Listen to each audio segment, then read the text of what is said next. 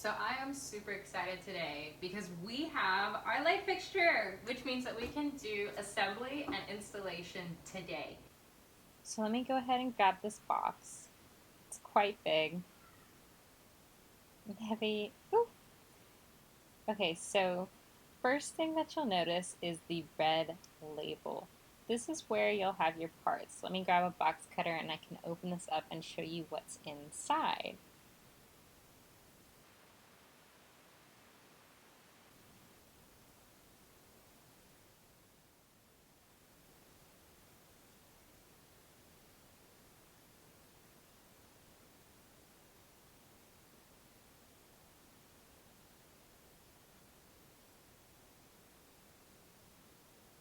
And here we have a promotional marketing pamphlet.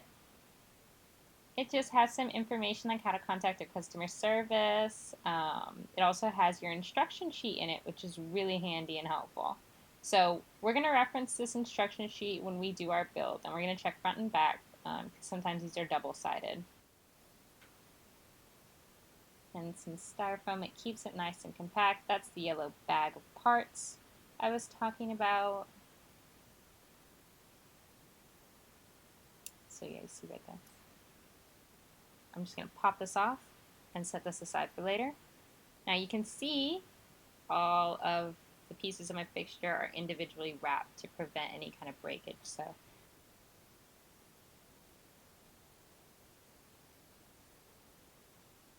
Hey everyone, I apologize for the momentary break. I had to get light bulbs to fit this structure. So with this installation of this specific feature, even this collection, the light bulb is going to be installed within the shade. So we'll be putting it into the socket, finishing off with installing the shade, and then that will be the light inside of it. So I needed my specifications and I used the shade to make sure that I didn't get a bulb that was too big in width.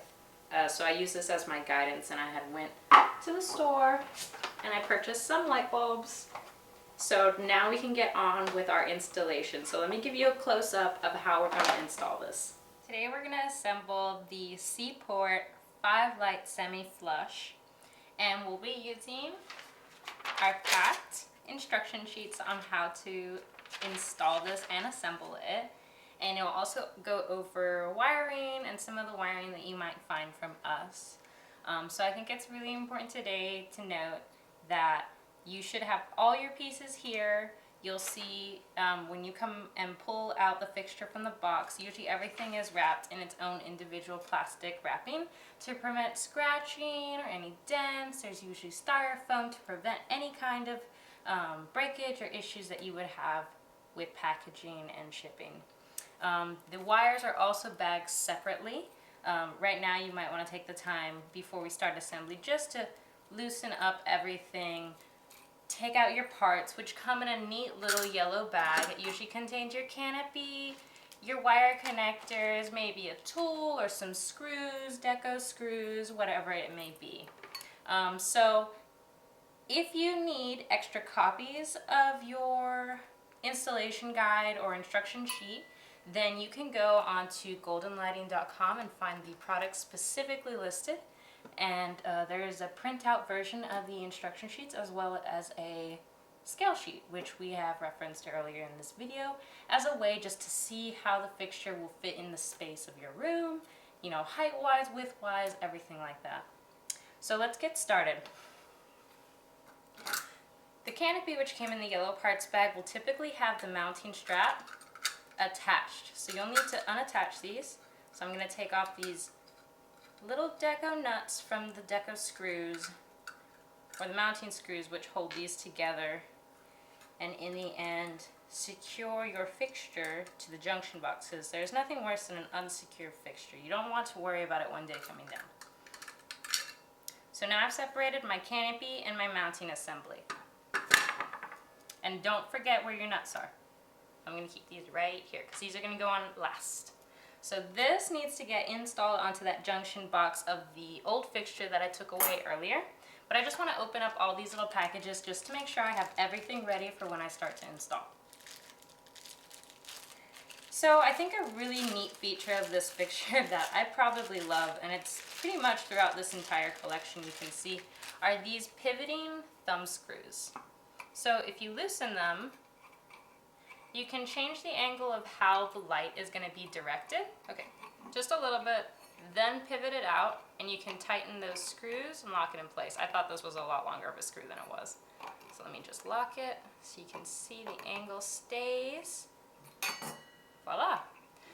So right now I'm just going to leave it down, and don't unscrew too much, don't make my mistake, and just re-tighten it. So I would say about 3 unscrews and then 3 re-screws, just to make sure everything is nice and tight. And I love this matte black finish. I think it's going to work well with my appliances. If you've been following along with the vlog installation and light change for my kitchen, you'll know what I'm talking about. There's probably a link that I'll put in the description so you can look at that video if you're interested in it. But either way, let's get on with the installation. So I'm just going to review really quick our next step.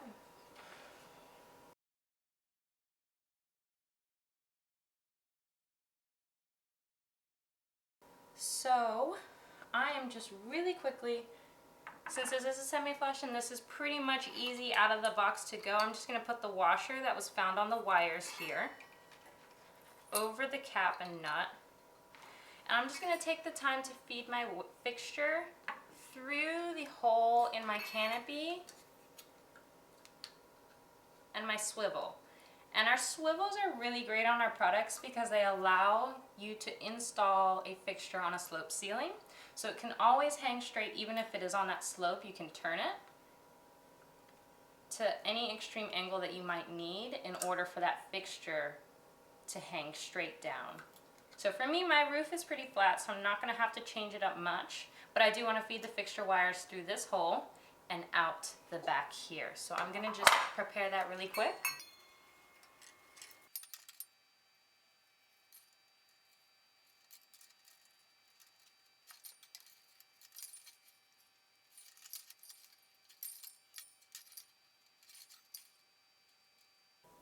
So really quick, while we're here, I want to show you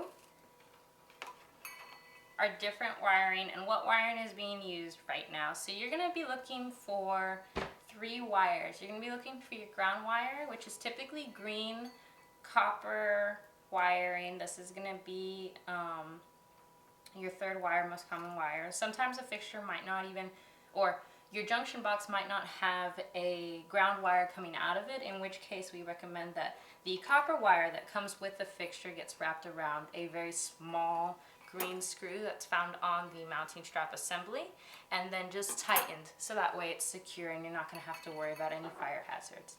And I'm going to show you a close-up of this in a minute, but we have 2 black wires, and one has some small white writing.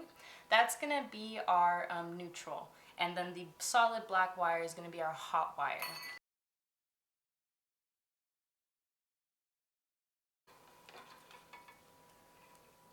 Now we're just going to feed these fixture wires through this hole. I think it's really hard a lot of times if people try to keep the wires separated and jam them in there, because you're going to have one bend and it's not going to really fit right. So I try to take all the wires, because this isn't live right now, and just twist them a little bit, not too tight, not like you can't get them apart, and just shimmy it slowly, pushing through the fixture until it comes out the other side. And then I want to unravel these. But I want to make sure that I'm going to hold on to them while I pull them. I just don't want them to get stuck together, so when I do my wiring that anything gets crossed. So I'm going to just pull my wires all the way through my canopy. Now if I was hanging a long fixture, I would want to install some rods, but since this is a semi-flush fixture, it's going to be close to ceiling. This installation of the semi-flush for C-port actually recommends that we install that swivel right here directly onto this fixture nipple that has the fixture wires coming out, and just keep that washer in place just to make sure it's still a nice clean transition. So here we're just gonna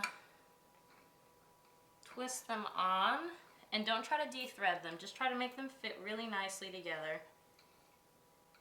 And I'm just gonna do a nice twisting motion, really gentle, not too hard. I want it to be secure, but I don't want to scratch it. So it still has some give, so I want to twist it a little bit more. And it's starting to tighten. And I think that right there is good. I don't want to over tighten to the point where I couldn't get it off later or that I might have accidentally unthreaded it.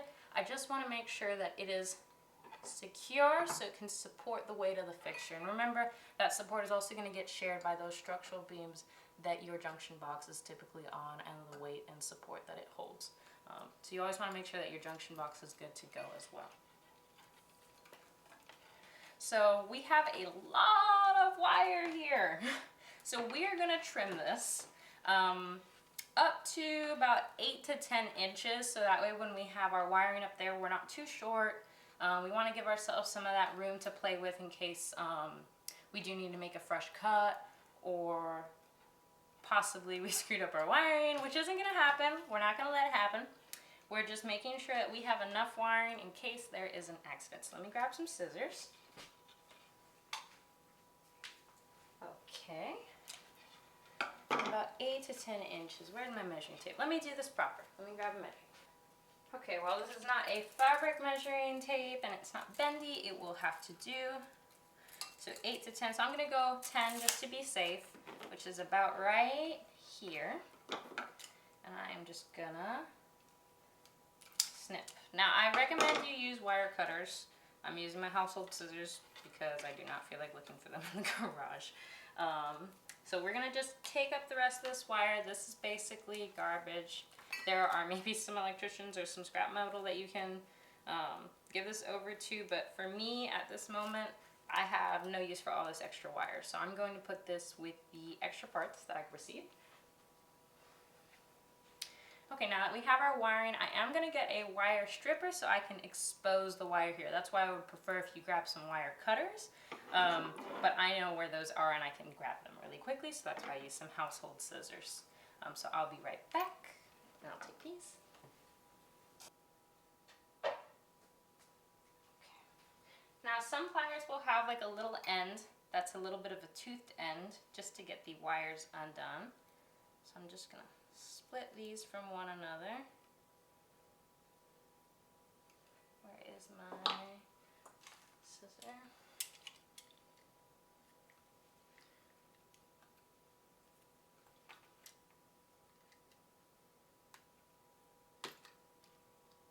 I just want to cut down, be safe.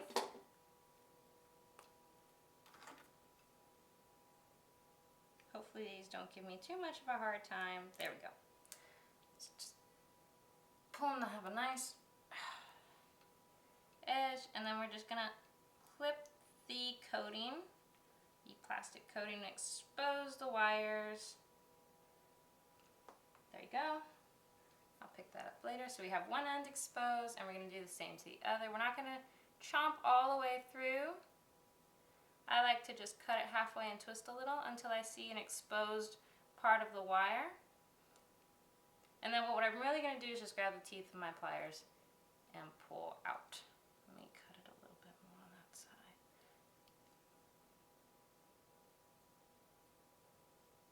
Okay, that should be good. There we go. Cut that one. So I have 2 wires now exposed, ready to go for installation, and my copper wire. So now that we have this basically ready to go, what I want to do is I want to put the bulbs in because I don't have an assistant with me today to help me. So I just want to get everything ready to go, so that way when I put the wiring together, everything should be solid. I do have my breaker box off, so we're not going to have to worry about any kind of popping. Again, we highly recommend you turn your breaker box off. You need to do it. Electricians recommend it. It's the safe thing to do, and it is a smart thing to do. So we'll get these bulbs in, we'll get the protective cages on, and we'll be ready to go. All right.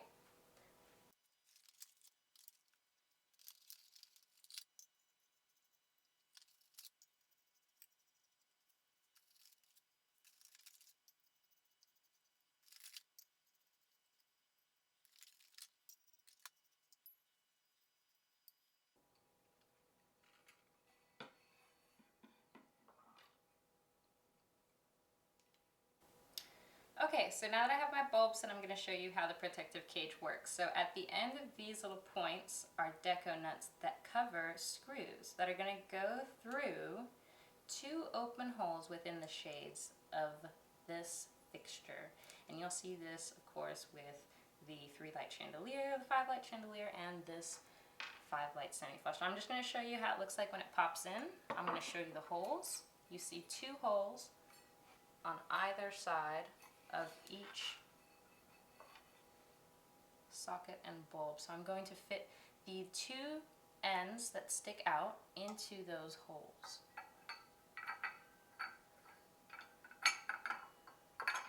And it should fit pretty snug. And now I'm going to cap them and secure them with the little threads or the deco nuts that we took off from the shades earlier. Now, something to consider is that the bulb shape, style, light color, and light output will all affect the look of your fixture. I went to the store and I just got bulbs that fit the recommended wattage that was listed on the product specifications. For this light, it is an E26 or E27 for Europe. Bulb, medium base, 60 watt or smaller, and I got a 60 watt, as you can see here, and these fit that standard base. Let me see. And now I'll just put on the rest of these. So this light is going to be a soft white. I didn't want something too warm, but at the same time I thought that a warm bulb would look really nice with this series. I think it would kind of bring out that rustic tone that we're looking for. Our kitchen is a little bit whitewashed at the moment, so I think it would really add some depth too. Let me see. All right, I'll put the rest of these on and then we'll get on to installation and wiring.